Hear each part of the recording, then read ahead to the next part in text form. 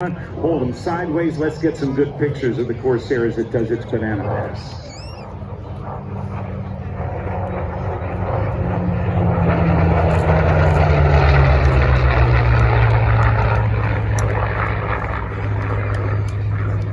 Behind that big motor was a 750-gallon, I think, fuel tank. It put the pilot way back. It made it very, very challenging for the pilots to land on the decks of the carriers because they couldn't see over the nose. Well, the Royal Air Force got 50-some Corsairs out of the 12,571 that were built, and they used them and they took advantage of a couple of things. Number one, the downward crook of the wing. They also changed the canopy to what they call a Malcolm hood that they used on some of their own fighters, the Supermarine Spitfires.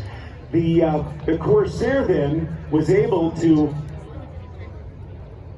they were able to boost the pilot up and then fly an oval approach to the carrier deck, looking at that downward crook in the wing.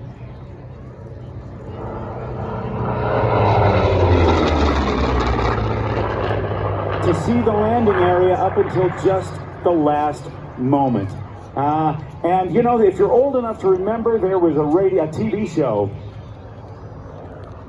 There was a television show on that featured the Marine Corps version of this airplane that was used on land when it was determined initially that the Corsair would not work on aircraft carriers. The TV show was called Black Sheep Squadron. It was based on the true exploits of Major Pappy Boyington and his crew. And if you ever saw the show, this is how it sounded to start.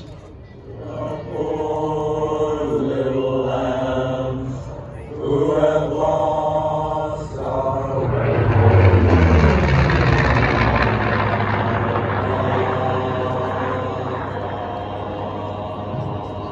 5 Corsairs were actually used in that television show starring actor Robert Conrad, 1976 to 1978.